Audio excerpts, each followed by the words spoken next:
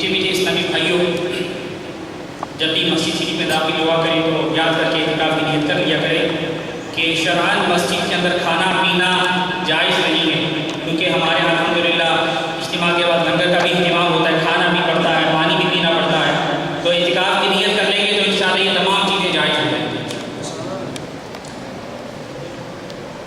حدیث پاک میں آتا ہے کہ نبی کریم رؤوف رحیم صلی اللہ علیہ وسلم نے ارشاد فرمایا نیت المؤمن خیر من عملہ، مسلمان کی نیت اس کے عمل سے بہتر ہے۔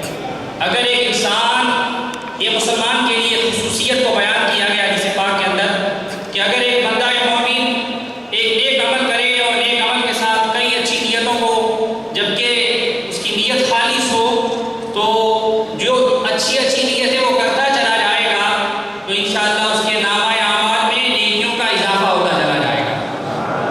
چنانچہ میرے شیخ طریقہ امیر اہل سنت بانی دعوت اسلامی حضرت علامہ مولانا ابو بلال محمد الیاس اتار قادری دامت برکاتہم العالیہ اپنی تمام کتابوں کے اندر، رسائل کے اندر، بیانات کے اندر الحمدللہ نیتوں کے حوالے سے ہمیں ترغیب دلاتے ہیں کہ جب بھی ہم اجتماع میں آئیں تو ہم اچھی اچھی نیتیں کر لیں۔ اب ہمیں سے کئی اسلام میں مطلب اجتماع میں آتے ہیں، چلے آج کی رات گزار لیں گے، کچھ دوستوں کی وجہ سے آ جاتے ہیں، تو نیتیں ہماری کیا ہونی چاہیے؟ سب سے پہلی نیت تو ہماری یہ ہونی چاہیے کہ آنے کا مقصد کیا ہے کہ اللہ کی رضا، کہ میرا رب مجھ سے راضی ہو جائے، میرا اللہ مجھ سے راضی ہو جائے۔ اور اس کے بعد مختلف نیتیں ہیں، ایک مطلب ہم نیتیں کرتے چلے جاتے ہیں، انشاءاللہ اس پر انشاءاللہ بھی دیں گے، ثواب ملے گا، اور نیت بھی دل میں خالص موجود ہو تو انشاءاللہ اگر بالفرض کسی شرعی مجبوری کے تحت وہ عمل نہ بھی ہو سکا تب بھی انشاءاللہ اس کا اجر مل جائے گا انشاءاللہ سمجھ۔ تو نبی کریم رؤوف رحیم صلی اللہ تعالی علیہ وسلم کی سنتیں سیکھوں گا، علم دین حاصل کروں گا، نیکی کی دعوت کو عام کرنے کی نیت سے، امر بالمعروف و نہی عن المنکر کرنے کی نیت سے جو بیان ہوا انشاءاللہ اس کو یاد کروں گا اور اسے دوسروں تک پہنچانے کی بھی کوشش کروں گا انشاءاللہ۔ ہو سکے تو اول تا آخر انشاءاللہ بابوس رہوں گا۔ جب بھی اللہ تبارک و تعالیٰ کا نام لیا جائے گا تو عز و جل کہوں گا انشاءاللہ۔ اسی طرح جب پیارے نبی کریم رؤوف رحیم صلی اللہ تعالی علیہ وسلم کا اسم گرامی لیا جائے گا، مبارک تذکرہ ہوگا، نام لیا جائے گا، تو اس وقت محبت کے ساتھ درود پاک صلی اللہ تعالی علی محمد صلی اللہ علیہ وسلم پڑھوں گا انشاءاللہ۔ اہل نیت کو اس سے اور اچھی نیتیں زیادہ کر سکتا ہے تو انشاءاللہ اس کے نامہ اعمال میں اور بھی نیکیوں کا اضافہ ہوتا چلا جائے گا۔ درود پاک پڑھنے کی فضیلتیں بہت زیادہ ہیں، احادیث مبارکہ کے اندر درود پاک پڑھنے کی کئی فضیلتوں کو بیان کیا گیا۔ کئی علماء کرام محدثین نے کتب تحریر فرمائی درود پاک کی فضیلتوں سے متعلق کہ درود پاک پڑھنے کے یہ فوائد ہیں، اور اگر کوئی شخص بخل کی بنا پر یا نفرت کی بنا پر نبی کریم صلی اللہ علیہ وسلم درود پاک نہیں پڑھتا تو اس کے لیے حدیث کے اندر کیا کیا وعیدیں ہیں۔ چنانچہ ایک روایت جس کا مفہوم ابن عساکر کی روایت ہے، کیونکہ رمضان مبارک کی یہ شب برات کی آج کی جو یہ رات ہے یہ بڑی بابرکت رات ہے۔ اس بابرکت رات کے اندر خصوصیت کیا ہے کہ اللہ تبارک و تعالیٰ بنی کل کی بکریوں کے بالوں سے بھی زیادہ امت محمدیہ کی بخشش فرماتا ہے۔ تو اس بابرکت رات سے صحیح معنوں میں مستفیض ہونے کے لیے علم دین حاصل کریں گے انشاءاللہ، اور انشاءاللہ اس پر عمل کرنے کی بھی پوری کوشش کریں گے انشاءاللہ۔ درود پاک پڑھنے کی فضیلت کے حوالے سے الحمدللہ میرے استاد محترم مبلغ دعوت اسلامی حضرت علامہ مولانا مفتی شیخ الحدیث قبلہ مفتی قاسم صاحب دامت برکاتہم العالیہ کی تصنیف رحمتوں کی برسات درود پاک کی فضیلتوں سے متعلق اس کے اندر چند چیزیں ہیں جو آپ کی بارگاہ میں عرض کی دیتا ہوں۔ درود پاک پڑھنا عظیم ترین سعادتوں اور افضل ترین اعمال میں سے ہے۔ یہ ایک ایسا عمل ہے جو بندے کو اللہ وجل کا قرب عطا کرتا ہے، جو اس کا عامل ہوگا، درود پاک پڑھنے کا عادی ہوگا، کثرت سے اس کو پڑھے گا تو اللہ وجل کی رحمتوں کی بارشیں اس پر برسنا شروع ہوں گی۔ بزرگان دین نے درود پاک کی برکتوں کو بکثرت بیان کیا، مختلف کتابوں میں ان برکتوں کو جمع کر کے بیان کیا گیا۔ انہی میں سے چند خصوصیات جو کہ حدیث کے اندر بزرگان دین کے اقوال کے اندر موجود ہیں، اس نیت کے ساتھ کہ نبی کریم صلی اللہ علیہ وسلم کی ذات پر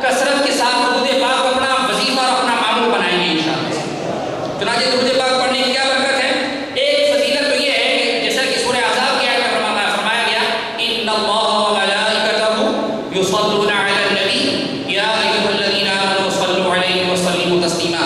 یعنی جو خوش نصیب رسول اللہ صلی اللہ علیہ وسلم پر درود بھیجتا ہے اس پر اللہ تعالی اور اس کے فرشتے اور رسول اللہ صلی اللہ علیہ وسلم بھی درود بھیجتے ہیں. یعنی رحمت نازل ہوتی ہے اس شخص کے اوپر.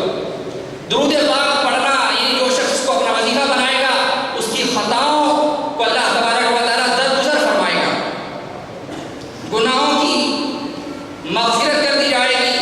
درود پاک پڑھنے والے کے لیے درود خود استغفار کرتا ہے. درود پاک پڑھنے والے کے لیے یہ حدیث پاک کا مفہوم ہے کہ جو ایک بار درود پاک پڑھتا ہے تو اسے ایک قرات اجر ملتا ہے اور ایک قرات بہت پہاڑ کی طرح ہے. تو محترم پیارے اسلامی کی تفصیل تو کافی تفصیل سے بیان کیا گیا کہ درود پاک آج ویسے پریشانیوں کا شکار نظر آتا ہے. فرمایا مختلف اقوال اور حدیث کے سے جو نتیجہ اخذ ہوتا ہے کہ درود پاک پڑھنے سے چارے پریشانیاں بھی دور ہوں گی, رزق میں بھی برکت ہوگی اور انشاءاللہ خیر کثیر ملے گا انشاءاللہ. ابن عساکر کی روایت کیونکہ رمضان مبارک بہت قریب ہے, 28 جون 2014 اسی مہینے کی 28 تاریخ کو ملیشیا میں پہلا روزہ ہوگا. تو رمضان مبارک کی بھی آمد ہے. ابن عساکر کی روایت ہے کہ نبی کریم رؤوف الرحیم صلی اللہ تعالیٰ علیہ وسلم ایک بار ممبر اقدس پر وعظ فرمانے کے لیے جلوہ گر ہوئے. پہلے ممبر پر قدم رکھا فرمایا آمین, دوسرے پر قدم رکھا فرمایا آمین, تیسرے پر قدم رکھا فرمایا آمین. جب وعظ سے فارغ ہوئے صحابہ کرام نے عرض کی یا رسول اللہ صلی اللہ علیہ وسلم آج ایسے عمل کا سطور دیکھا جو اس سے قبل یا اس سے پہلے نہیں دیکھا, اس کی کیا وجہ ہے؟ تو نبی کریم رؤوف الرحیم صلی اللہ علیہ وسلم نے ارشاد فرمایا جب میں ممبر پر چڑھنے لگا تو جبریل امین علیہ السلام حاضر خدمت ہوئے. عرض کی یا رسول اللہ صلی اللہ علیہ وسلم جو اپنے ماں باپ یا دونوں میں سے کسی ایک کو پائے اور ان کی خدمت نہ کر سکا یعنی اپنے لیے جنت حاصل نہ کر سکا تو وہ شخص اللہ کی رحمت سے دور ہو جائے. میں نے کہا آمین. دوسرے پر قدم رکھا تو جبریل امین علیہ السلام نے عرض کیا رسول اللہ صلی اللہ علیہ وسلم جو رمضان مبارک کا مہینہ پائے لیکن اس میں اپنے لیے بخشش و مغفرت کا سامان اکٹھا نہ کر سکے وہ بھی اللہ کی رحمت سے دور ہے. تو میں نے کہا آمین. اور جب تیسرے پر قدم رکھا تو جبریل امین علیہ السلام نے عرض کیا رسول اللہ صلی اللہ علیہ وسلم وہ شخص اللہ کی رحمت سے دور ہو جائے جب آپ صلی اللہ علیہ وسلم کا نام مبارک لیا جائے اور کوئی بدنصیب آپ پر درود پاک نہ پڑھے. صلی اللہ تعالی علی محمد صلی اللہ علیہ وسلم. محترم پیارے اسلام درود پاک پڑھنے کی جو کثرت ہے علماء کرام ارشاد فرماتے ہیں کم از کم 313 بار درود پاک پڑھنا. اب لفظ ہے حدیث کے اندر کثرت کا کوئی فیگر یا کوئی تعداد کو مخصوص نہیں بیان کیا گیا. 500,000 بزرگان دین سے ثابت ہے 500,000 50,000 جتنا گڑ ڈالیں گے اتنا میٹھا. لیکن جس حدیث پاک میں یہ فرمایا گیا کہ کثرت درود پاک پڑھ لو گے تو انشاءاللہ کل بروز قیامت سرکار کی شفاعت کے مستحق بن جائیں گے. تو کثرت کا جو لفظ ہے فیگر ہے منیمم کم سے کم جو فیگر ہے وہ ہے علماء کرام نے جو ارشاد فرمایا وہ 313. تو اس کو روزانہ پڑھنے کا معمول بنانے کی نیت کرتے ہیں انشاءاللہ. صلو علی الحبیب صلی اللہ تعالی علی محمد صلی اللہ تعالی علیہ وآلہ وسلم. محترم پیارے اسلامی بھائیو ماہ شعبان جسے نصف شعبان شب برات اس کے مختلف نام ہیں. شب رات کو کہا جاتا ہے, برات چھٹکارے والی رات, لیلۃ النجات بھی اسے کہا جاتا ہے, لیلۃ الصیف بھی اسے کہا جاتا ہے, لیلۃ الرحمہ بھی اسے کہا جاتا ہے کہ یہ رحمتوں والی رات ہے, یہ چھٹکارے والی رات ہے, یہ انسان کے گناہوں کو قطع کرنے والی رات ہے کہ جو شخص اس رات صدقے دل سے رب کی بارگاہ میں سر بسلوک ہو کر اپنے گناہوں سے سچی توبہ کرنے والا بن جاتا ہے اور اپنے گناہوں سے نادم ہو کر ان گناہوں کو ترک کرنے کا عزم مصمم کر لیتا ہے اور اللہ تبارک و تعالیٰ اس کی مغفرت یا اس کی توبہ کو قبول فرما لیتا ہے. تو یہ قطع کرنے والی انسان کے گناہوں کو قطع کرنے والی بھی رات ہے. ماہ شعبان کے حوالے سے ذکر میرے شیخ طریقت امیر اہل سنت بانی دعوت اسلامی حضرت علامہ مولانا ابو بلال محمد الیاس ستار قادری دامت برکاتہم العالیہ کا یہ رسالہ شعبان المعظم کے حوالے سے آقا کا مہینہ اس میں سے چند کچھ احادیث اور کچھ واقعات آپ کی بارگاہ میں عرض کیے دیتا ہوں. رسول اکرم نور مجسم شاہ بنی آدم صلی اللہ تعالی علیہ وسلم کا شعبان المعظم کے بارے میں فرمان مکرم ہے شعبان میرا مہینہ ہے اور رمضان اللہ عز و جل کا مہینہ ہے. یعنی دیکھا جائے تو اسلام جو محرم سے شروع ہوتا ہے، بدقسمتی ہماری یہ ہے کہ ہمیں کچھ ایسے افراد بھی موجود ہیں علم دین سے دوری اور اسلامی نام بھی معلومات کسی کو پورے نہیں آتے، تو ہمیں علم دین حاصل کرنے کی جستجو، اس کے لیے کوشش اور اس کے لیے تگ و دو کرنی چاہیے۔ اس سلسلے میں الحمدللہ دعوت اسلامی کا مدنی چینل ہمارے سامنے ہے جو ہمیں گھر بیٹھے علم دین مہیا کرتا ہے، فراہم کرتا ہے۔ تو آج جہاں پر جتنا ممکن ہو سکے فضولیات، نیٹ پر بیٹھ کر فضولیات کا استعمال کرنے کی بجائے اگر ہم مدنی چینل کو دیکھیں گے تو انشاءاللہ اس کی برکتیں ملیں گی انشاءاللہ۔ صلو علی الحبیب صلی اللہ تعالی علی محمد صلی اللہ علیہ وسلم۔ حضرت سیدنا اسامہ بن زید رضی اللہ تعالی عنہ فرماتے ہیں، میں نے عرض کیا یا رسول اللہ صلی اللہ تعالی علیہ وسلم، میں دیکھتا ہوں کہ جس طرح آپ صلی اللہ تعالی علیہ وسلم شعبان میں روزے رکھتے ہیں، اس طرح کسی بھی مہینے میں نہیں رکھتے، یعنی نبی کریم صلی اللہ علیہ وسلم اس ماہ مبارک میں کثرت سے روزے رکھا کرتے ہیں۔ تو یہ صحابی عرض کرتے ہیں یا رسول اللہ صلی اللہ علیہ وسلم شعبان میں روزے رکھتے ہیں، اس طرح کسی مہینے میں میں نے نہیں دیکھا۔ فرمایا رجب اور رمضان کے بیچ میں یہ مہینہ ہے، لوگ اس سے غافل ہیں، اس میں لوگوں کے اعمال اللہ رب العالمین عز و جل کی طرف اٹھائے جاتے ہیں، اور مجھے یہ محبوب ہے کہ میرا عمل اس حال میں اٹھایا جائے کہ میں روزے دار ہوں۔ تو ہو سکے تو کثرت سے روزے رکھنے چاہیے۔ آج اگر جس کو شعبان ہو چکا، ابھی بھی ہمارے پاس 14 یا 15 دن موجود ہیں، تو ہو سکے ان میں بھی جتنی روزے رکھ لیے جائے تو بہتر ہے، اور بالخصوص کل کا روزہ تو انشاءاللہ آج میں بھی نیت کریں کہ اس کو رکھیں گے انشاءاللہ سے۔ ام المؤمنین، یہ والی جو حدیث ہے یہ ہم میں سے ہر شخص کو سننے کے قابل ہے، جوڑنے کے قابل ہے کہ آج کی جو یہ رات ہے اس کی کتنی فضیلت کو بیان کیا گیا۔ ام المؤمنین حضرت سیداتنا عائشہ صدیقہ رضی اللہ تعالی عنہا فرماتی ہیں، میں نے نبی کریم رؤوف الرحیم صلی اللہ تعالی علیہ وسلم کو فرماتے ہوئے سنا، اللہ سبحانہ خاص طور پر 4 راتوں میں بھلائیوں کے دروازے کھول دیتا ہے۔ وہ 4 بابرکت راتیں کون سی ہیں؟ پہلے نمبر پر فرمایا گیا بقر عید کی رات، عید الاضحیٰ کی رات۔ یہ بدقسمتی سے ہمارے معاشرے کے اندر جانور کی خریداری یا جانوروں کو گھمانے پھرانے میں گزر جاتی ہے، اور ہم اس بابرکت رات کو بھی عبادت سے اپنے آپ کو محروم کر دیتے ہیں۔ دوسری بابرکت رات وہ بھی ہماری غفلت کی نظر ہو جاتی ہے، اور وہ رات ہے عید الفطر کی رات۔ چاند رات جسے کہا جاتا ہے، اس کے بارے میں ایسا غور کر سکتا ہے کہ جب چاند رات آتی ہے تو اس میں ہمارا عمل کیا ہوتا ہے؟ رمضان مبارک کا اختتام ہوتا ہے، معتکفین اعتکاف سے اٹھتے ہیں، مغرب میں مسجد میں نمازیوں کی تعداد جب رمضان کی آخری نماز یعنی کہ اگرچہ عصر تھی، مغرب شروع ہوئی، شوال شروع ہو چکا، لیکن کیونکہ معتکفین اور اس کے احباب جو لوگ ان سے ملنے کے لیے آتے ہیں، اس وجہ سے مغرب کی نماز کے بعد اٹھتے ہیں یہ لوگ، تو مسجد میں کافی لوگوں کا ہجوم ہوتا ہے۔ لیکن غور کیا جائے جب عشاء کی نماز ہوتی ہے، وہی مسجد جو مغرب میں کہاں تک بھری ہوئی تھی اور عشاء تک کہاں تک چلی جاتی ہے، اور رات کا منظر کہاں جاتا ہے؟ بازاروں کی نظر۔ یہ بھی ہمارے لیے ایک لمحہ فکریہ ہے۔ اور تیسری جو رات ہے وہ آج کی رات، شعبان المعظم کی 15ویں رات، کہ اس رات میں اللہ تبارک و تعالی بھلائیوں کے دروازے کھول دیتا ہے، اور اس رات میں مرنے والوں کے نام لکھے جاتے ہیں کہ کون اگلے سال 15 شعبان کے آنے سے قبل اس دنیا سے اٹھ جائے گا، رخصت ہو جائے گا، اس کا انتقال ہو جائے گا۔ تو اس رات کو عام نہیں سمجھنا چاہیے، بلکہ اس میں عبادات کر کے اس رات کو اپنے نامہ اعمال کے حوالے سے، نیکیوں کے حوالے سے اور مزین کر دینا چاہیے۔ اور 5ویں چوتھی جو رات ہے وہ عرفہ کی رات ہے، یعنی 8 اور 9 ذی الحج کی درمیانی رات۔ تو محترم پیارے اسلامی بھائیوں، 15 شعبان المعظم کی رات کتنی نازک ہے کہ نہ جانے کس کی قسمت میں کیا لکھ دیا جائے۔ بعض اوقات بندہ غفلت میں پڑا رہ جاتا ہے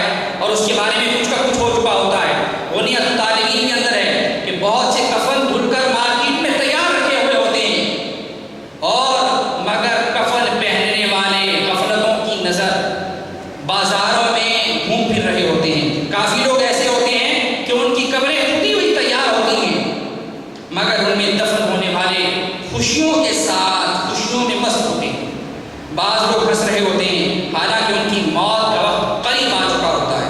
کئی مکانات کی تعمیر مکمل ہو چکی ہوتی ہے مگر ساتھ ہی ان کے مالکان کی زندگی کا وقت بھی پورا ہو چکا ہوتا ہے. تو محترم پیارے اسلامی بھائیوں، اس رات میں جو اتنی بابرکت رات ہے جس کے بارے میں بیان کیا ہے کہ اللہ تبارک و تعالیٰ بنی کلب کی بکریوں کے بالوں سے بھی زیادہ لوگوں کو جہنم سے آزاد فرماتا ہے، تو یہ کون آزاد ہوگا؟ جس کا خاتمہ ایمان پر ہوا ہوگا. تو اپنے ایمان کی سلامتی کی بھی دعا کرتے رہنا چاہیے کہ سید اعلیٰ حضرت امام اہل سنت مولانا شاہ امام احمد رضا خان علیہ رحمۃ الرحمٰن ارشاد فرماتے ہیں، جس شخص کو دنیا میں اپنے ایمان کے ضائع ہونے کی یا سلب ایمان کا خوف نہیں ہوتا تو اندیشہ ہے کہ وہ مرتے وقت اس کا ایمان چھین لیا جائے. یہی وجہ ہے کہ نبی کریم صلی اللہ علیہ وسلم نے ہمیں دعا ارشاد فرمائی، یا مقلب القلوب ثبت قلوبنا علی دینک، یا اللہ میرے دل کو دین پر ثابت قدمی عطا فرما. انشاءاللہ اگر اس دعا کو ہر نماز کے بعد پڑھیں گے تو انشاءاللہ ایمان اور اگر عقائد سالم ہیں تو انشاءاللہ اللہ کی بارگاہ سے امید ہے کہ انشاءاللہ ایمان سلامت لے کر دنیا سے جائیں گے. حضرت سیدتنا عائشہ صدیقہ رضی اللہ تعالی عنہ سے روایت ہے، حضور نبی کریم رؤوف الرحیم صلی اللہ تعالی علیہ وسلم نے فرمایا، میرے پاس جبریل امین علیہ السلام آئے اور کہا یہ شعبان کی 15ویں رات ہے، اس میں اللہ تعالیٰ اتنوں کو آزاد فرماتا ہے جتنے بنی کلب کی بکریوں کے بال ہیں.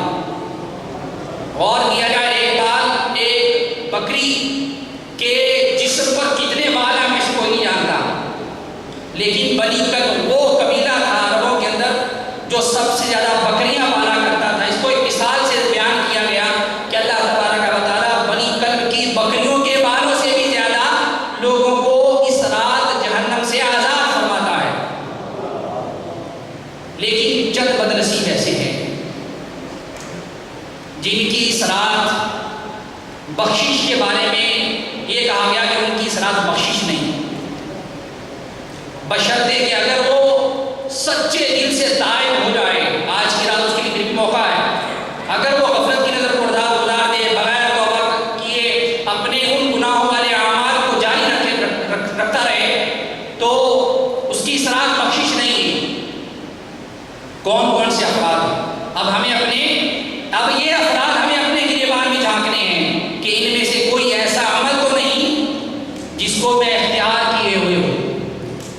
پہلا عمل وہ ہے شراب کا عادی.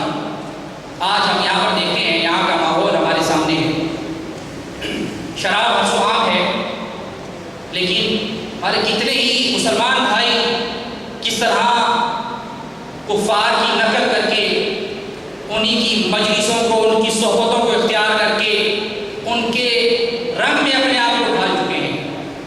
تو محترم پیارے اسلامی بھائیوں، قرآن مجید فرقان حمید میں اسے حرام قرار دیا گیا. حدیث پاک میں فرمایا گیا اس کا پینے والا، اس کا بیچنے والا، اس کا خریدنے والا، یہ تمام کے تمام جو سا ہے نا، ان کا یہ عمل بھی خبیث ہے. تو محترم پیارے اسلامی بھائیوں، شراب قرآن مجید اور حدیث مبارکہ میں کثرت کے ساتھ اس کی وعیدیں آئی ہیں کہ جو شخص ایک گھونٹ پیے گا اس کے لیے اللہ تبارک و تعالیٰ نے جہنم کے اندر کیا عذاب تیار کر رکھا ہے.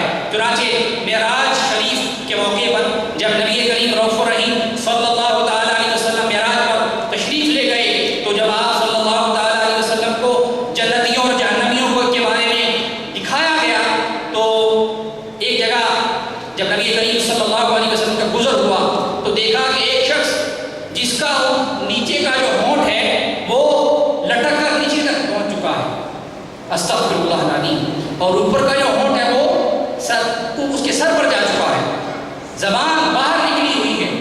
تو آپ صلی اللہ تعالیٰ علیہ وسلم نے ارشاد فرمایا جبریل یہ کون لوگ ہیں؟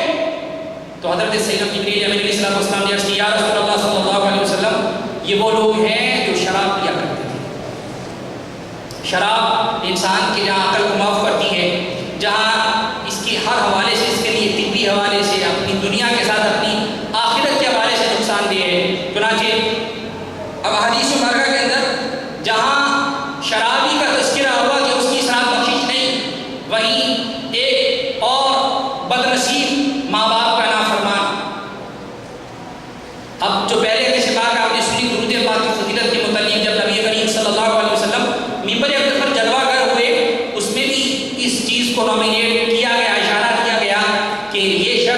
اللہ کی رحمت سے معلوم ہے وہ کون سا شخص تھا ان 3 بدنصیب میں؟ والدین کا نافرمان۔ تو آج کی رات میں بھی اس بدنصیب کی بخشش نہیں جب تک یہ اپنے ماں باپ کو راضی نہ کر دے۔ اور یاد رکھیے گا، کوئی شخص کتنا بڑا متقی پرہیزگار حاجی نمازی بن جائے، لیکن اگر وہ ماں باپ کا نافرمان ہے تو اس کی عبادت کسی کام کی نہیں۔ ایک حکایت آپ کی بارگاہ میں عرض کی دیتا ہوں، اس کے اندر یہ دونوں نحوستیں موجود ہیں، شرابی بھی تھا اور اپنی ماں کا نافرمان بھی تھا۔ چنانچہ حضرت سیدنا سلمان رحمۃ اللہ تعالیٰ علیہ بیان کرتے ہیں کہ ایک مرتبہ میری ملاقات حضرت سیدنا مالک بن دینار رحمۃ اللہ تعالیٰ علیہ سے ہوئی۔ حضرت سیدنا مالک بن دینار رحمۃ اللہ تعالیٰ علیہ نے فرمایا کہ حج کا موسم تھا، میں حج کے ارادے سے، کیونکہ آپ بصرہ کے رہنے والے تھے، فرماتے ہیں میں بصرہ سے حج کے ارادے سے مکے کی جانب رواں ہو گیا۔ جب میں حرم میں پہنچا، جب میں طواف کرنے لگا، فرماتے ہیں حضرت مالک بن دینار رحمۃ اللہ تعالیٰ علیہ کہ میں نے اپنی زندگی میں، یعنی جو پہلے جو حج کیے یا پہلے جو عمرے کیے، فرماتے ہیں میں نے اتنا رش پہلے حج کرنے والوں کو یا عمرہ کرنے والوں کو نہیں دیکھا، بڑی کثیر تعداد تھی۔ تو دل کے اندر ایک خواہش پیدا ہوئی حضرت مالک بن دینار رحمۃ اللہ تعالیٰ علیہ، یا اللہ سمجھ تو مجھے یہ جو حجاج آئے ہوئے ہیں، حج کرنے والے، عمرہ کرنے والے، تو ایسے افراد کا کے بارے میں کوئی مطلقہ فرما یا مجھے دکھا دے یا نشاندہی فرما کہ جن کا حج قبول ہوا ہے، تاکہ میں انہیں جا کر مبارکباد دوں۔ اور اگر کوئی ایسا بدنصیب ہے کہ جس کا تیری بارگاہ میں حج قبول نہیں ہوا، میں اسے جا کر نیکی کی دعوت دوں اور اس کے لیے ہدایت کی دعا کروں۔ چنانچہ حضرت سیدنا مالک بن دینار رحمۃ اللہ تعالیٰ علیہ اسی جستجو کے اندر رات کو ایک وقت گزر گیا، طواف سے فارغ ہو گئے، رات کا وقت ہوا، آپ کی آنکھ لگی، القاء ہوا،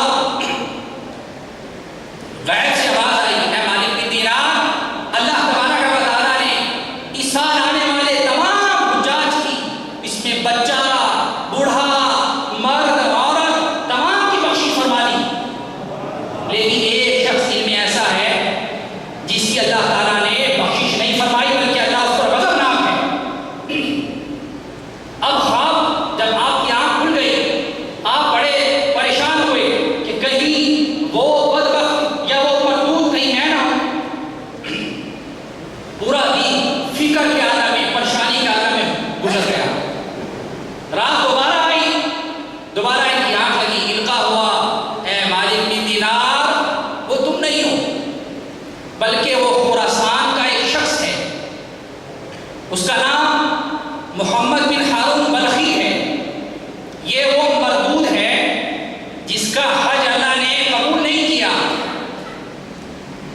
چنانچہ نشاندہی فرمائی گئی، خراسان کا رہنے والا ہے۔ حضرت سیدنا مالک بن دینار رحمۃ اللہ تعالیٰ علیہ، کیونکہ جس طرح آج کے دور میں بھی ایسا ہوتا ہے کہ حج کے موسم کے اندر ہر ملک کے حساب سے وہاں پر جو ہے وہ خیمے نصب ہوتے ہیں، تو حضرت سیدنا مالک بن دینار رحمۃ اللہ تعالیٰ علیہ جو لوگ خراسان سے آئے ہوئے تھے ان کے خیموں کی طرف چل دیے۔ آپ جب خراسان کے ان لوگوں سے ملے جہاں پر کثیر تعداد میں خراسانی موجود تھے، حضرت سیدنا مالک بن دینار رحمۃ اللہ تعالیٰ علیہ نے ان لوگوں سے پوچھا کہ کیا تم میں کوئی محمد بن ہارون بلخی ہے جو بلخ سے آیا ہے؟ خراسان کے جو شہر ہے بلخ، وہاں سے وہ آیا ہے۔ لوگ کہنے لگے ہاں ہاں، محمد بن ہارون بلخی یہ تو بڑا نیک متقی پرہیزگار شخص ہے، 40 سال ہو گئے اس شخص کو روزے رکھتے ہوئے، 40 سال بیت گئے اس شخص کو یہ ہر سال حج کرنے کے لیے آتا ہے، 40 سال بیت گئے کہ اس کی ہر رات عبادت میں بسر ہوتی ہے۔ آپ نے لوگوں کے سامنے اس خواب کا تذکرہ نہیں فرمایا، لیکن جب لوگوں نے یہ بات کی اور خواب اس کے متضاد تھا، الٹ تھا، یعنی لوگ اس کے بارے میں اس بات کی وضاحت کر رہے ہیں کہ یہ شخص بڑا نیک متقی پرہیزگار حاجی نمازی، 40 سال بیت گئے روزوں سے، 40 سال بیت گئے قیام اللیل سے، لیکن اللہ تعالیٰ کی طرف سے جو القاء ہوا کہ یہ شخص تو مردود ہے، اس پر رب نے غضب فرمایا ہے، تو لوگوں سے پوچھا کہ یہ شخص کہاں ملے گا؟ تو لوگوں نے بتایا کہ یہ شخص مکے کے کسی ویرانے میں آپ کو مل جائے گا۔ حضرت سیدنا مالک بن دینار رحمۃ اللہ تعالی ڈھونڈتے اس جگہ تک پہنچے جہاں پر وہ شخص موجود تھا، محمد بن ہارون بلخی۔ جب آپ اس کے قریب پہنچے تو محمد بن ہارون بلخی نے جب آپ کے قدموں کی آہٹ کو سنا تو کہنے لگا کہ کون؟ تو حضرت مالک بن دینار رحمۃ اللہ تعالی نے کہا کہ میں مالک بن دینار، کیونکہ آپ وقت کے ولی تھے، محدث تھے، آپ کی تقوی کا بھی شہرت اور چرچا تھا۔ تو محمد بن ہارون بلخی کہنے لگا وہ جو بصرہ میں بڑا متقی اور پرہیزگار ہے وہ۔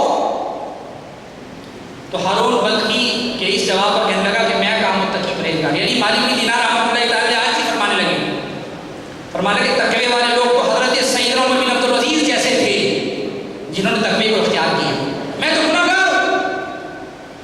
تو محمد بن ہارون بلخی کہنے لگا کہ کس لیے آپ تشریف لائے ہیں میرے پاس؟ جب حضرت مالک بن دینار رحمۃ اللہ تعالی نے اس شخص کو دیکھا، محمد بن ہارون بلخی کو، اس کے جسم کی یہ کیفیت تھی کہ روزے رکھ کر عبادات کر کر اس کا جسم نڈھال ہو چکا تھا، اس کا سیدھا ہاتھ ٹوٹا ہوا تھا اور ہڈی باہر نکلی ہوئی تھی، ہڈی میں سوراخ تھا اور اس نے ایک زنجیری اس ہڈی میں ڈال کر اپنے گلے میں ڈالی ہوئی تھی، پیروں پر بیڑیاں ڈلی ہوئی تھی۔ رب کی بارگاہ سے کیا معجزہ ملا؟ لوگ اس کے بارے میں عبادات کے چرچے کرتے نہیں سکتے۔ حضرت مالک بن دینار رحمۃ اللہ تعالی جب محمد بن ہارون بلخی کے پاس پہنچے تو ہارون بلخی نے جب یہ کہا کہ اے مالک بن دینار کس لیے آئے ہو؟ تو حضرت مالک بن دینار رحمۃ اللہ تعالی نے کہا کہ میں اس خواب کو بیان کرنے کے بارے میں تم سے شرم محسوس کر رہا ہوں۔ مالک بن دینار رحمۃ اللہ تعالی نے اس جواب پر محمد بن ہارون بلخی نے کہا کہ آپ شرمائیے نہیں، بلکہ اس کا جو آپ نے خواب دیکھا ہے میرے بارے میں اس کی وضاحت فرما دیجیے۔ تو حضرت مالک بن دینار رحمۃ اللہ تعالی نے کہا کہ میں نے جب طواف کیا اس کے بعد دل میں التجا کی، خواہش ظاہر کی رب کی بارگاہ میں، یا اللہ جو حج کرنے والے ہیں جن کا حج قبول ہے ان کے بارے میں مجھے القا فرما، اور جو مردود ہیں ان کے بارے میں بھی القا فرما دے۔ تو جو مردود تھا یعنی کہ اس سال جتنے بھی حج کرنے والے آئے، بچے بوڑھے مرد عورت، سب کا حج اللہ نے قبول کیا، لیکن تو وہ بدنصیب ہے جس کا حج اللہ کی بارگاہ میں قبول نہیں ہوا، اس کی کیا وجہ ہے؟ محمد بن ہارون بلخی رونے لگا اور کہنے لگا کہ مجھے 40 سال بیت گئے حج کرتے ہوئے، ہر سال اللہ تبارک و تعالیٰ کی طرف سے کسی نہ کسی شخص کو میرے بارے میں یہ پیغام دیا جاتا ہے اور وہ پیغام مجھ تک پہنچتا ہے۔ مالک بن دینار رحمۃ اللہ تعالیٰ نے سے پوچھا آخر کیا وجہ ہے؟ وہ تیرا کون سا عمل ہے کس سبب کے وجہ سے اللہ تبارک و تعالیٰ تجھ سے ناراض ہے، تجھ پر اپنا غضب فرماتا ہے؟ تو محمد بن ہارون بلخی نے کہا کہ میرا وہ گناہ اتنا بڑا ہے کہ نہ تو وہ آسمانوں میں سما سکتا ہے اور نہ ہی وہ زمین میں سما سکتا ہے۔ مالک بن دینار رحمۃ اللہ تعالیٰ نے کہا، ارشاد فرمایا کہ بتاؤ تو صحیح کہ آخر وہ کون سا ایسا عمل ہے؟ وہ بدنصیب کہنے لگا، اب اس کے اندر 2 برائیاں تھیں، وہ 2 برائیاں آج کی شب میں پائے جانے والے وہ جو 2 افراد، شراب کا عادی جس کی آج رات بخشش نہیں، ماں باپ کا نافرمان جس کی آج رات بخشش نہیں ہے، وہ 2 برائیاں تھیں اس کے اندر۔ تو وہ شخص محمد بن ہارون بلخی کہنے لگا کہ ایک مرتبہ میں نوجوانی کے عالم میں برے دوستوں کی صحبت کو میں اختیار کر بیٹھا، ہر غلط کام کیا کرتے تھے جس کی بنا پر مجھے شراب کی لت پڑ گئی، میں شراب کا عادی بن گیا۔ ایک دن میں شراب کے نشے میں دھت گرتا پڑتا اپنے گھر پہنچا۔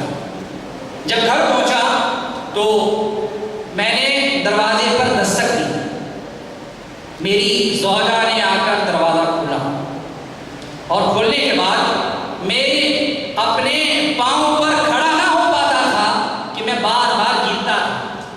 اتنے میں میری ماں میرے قریب آئی اور اس نے مجھے سہارا دیا اور کہنے لگی کہ آج شب برات نصف الشعبان کی رات ہے، اس رات اللہ تبارک و تعالیٰ کی چھما چھم برسات ہوتی ہے، رحمتوں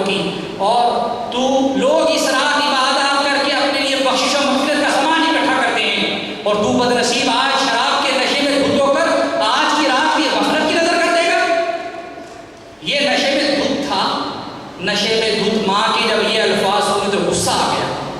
غصہ آنے کے بعد اس نے گھونسا ماں کے مار دیا. اور اس کے بعد گھر کے اندر کھانے کا وقت تھا تو تندور روٹیوں والا جل رہا تھا، تو اس نے اپنی ماں کو نشے میں دودھ اس نے اپنی ماں کو اٹھایا اور تندور میں پھینک دیا. اس کی بیوی نے معاملے کو حل کرنے کے لیے فوراً اس کا ہاتھ پکڑا اور کمرے میں جا کر بند کر دیا تاکہ اس کے شور سے، اس وجہ سے ہمسایوں کو خبر نہ ہو. یہ ساری رات نشے کے عالم میں پڑا رہا. دو عیب، ماں باپ کا نام، ماں کا نام فرمان، اور دوسری برائی شراب. کہہ رہا جب میں پچھلے پہاڑ میں اپنے نشے سے میرا جو نشہ اتر گیا تو میں نے باہر نکلنا چاہا لیکن دروازہ باہر سے بند تھا. میں نے دستک دی. میری بیوی نے کہنے لگی کہ میں دروازہ نہیں کھولوں گی کہ تم نشے کے اندر ہو، تم نے اتنا بڑا گناہ کر دیا.